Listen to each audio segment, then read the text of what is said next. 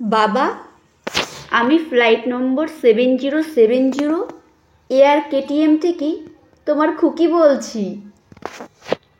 West ইন্ডিজের মিয়ারো শহর ছাড়িয়ে আমি এখন কাঠমান্ডুর পথে। সুউচ্চ হিমালয়ের চূড়া থেকেও কয়েক হাজার মাইল ওপরে।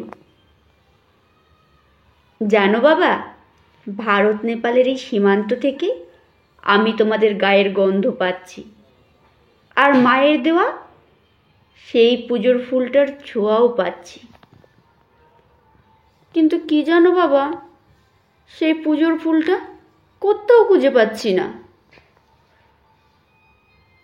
আমি হংকং থেকে টোকিও, টোকিও থেকে মিয়ারো, মিয়ারো থেকে কাঠমান্ডু, সারা দুনিয়া চষে বেড়াচ্ছি, কিন্তু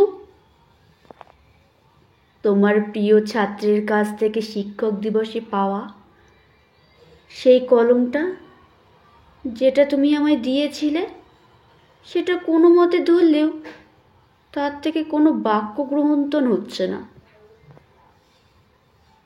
জানো বাবা, সুউচ্চ ওই হিমালয়ের দৈর্ঘ্যে কিংবা শ্রেবার হ্রদের গভীরতা আমি এক্ষুনি মেপে দিতে পারি।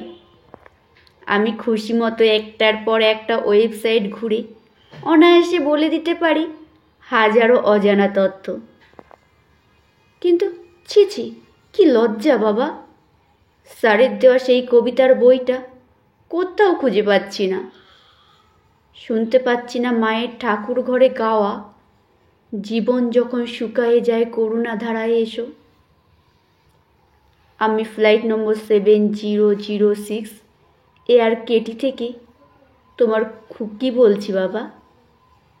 কম্পিউটারের উন্মাদনায় আমার বুকের হৃৎপিণ্ডটা বড় বেশি দপদপ করছে। সমস্ত অনুভূতিগুলো আজ একটা যন্ত্রণা যেন গিলে খাচ্ছে। ওয়েবসাইট ঘাঁটতে ঘাঁটতে আমি বড় ক্লান্ত। মায়ের গান, পুজোর ফুল, তোমার দেওয়া কলম আর স্যারের দেওয়া সেই কবিতার বইটা তুমি আমায় ফিরিয়ে দেবে বাবা?